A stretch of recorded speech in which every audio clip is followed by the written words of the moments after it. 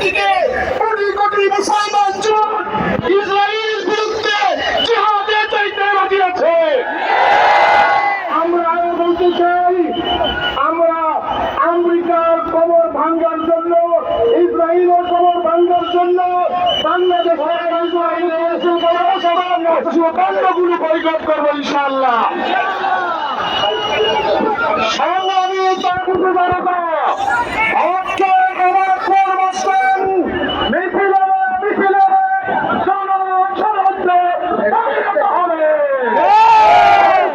দুঃখের মধ্যেই আমাদের আমার কর্মস্থান আজকের প্রতিবাদে পার করবে ইনশাআল্লাহ।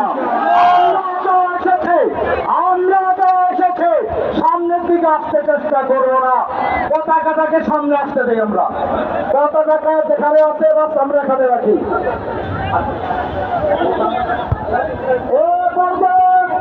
এখন থেকে যারা বক্তব্য দিলেন সকলের দৃষ্টি আকর্ষণ করছে।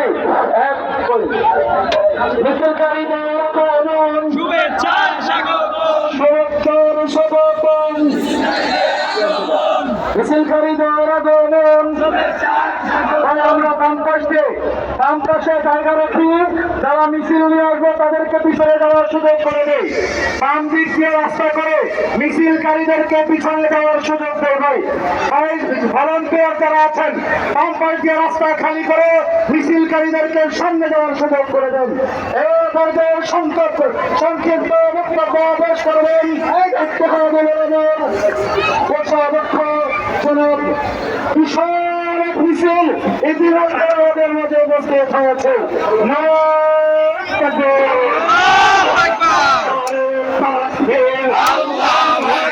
ফিলিস্তিন মুক্তি পাক জিন্দাবাদ, জিন্দাবাদ। ইসরায়েলের নিরাপত্তা, ফিলিস্তিন মুক্তি পাক।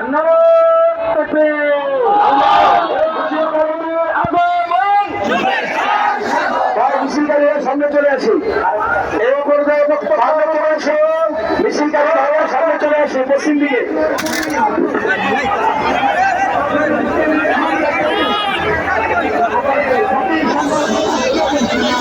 এই পর্যায়ে বক্তব্য রাখবেন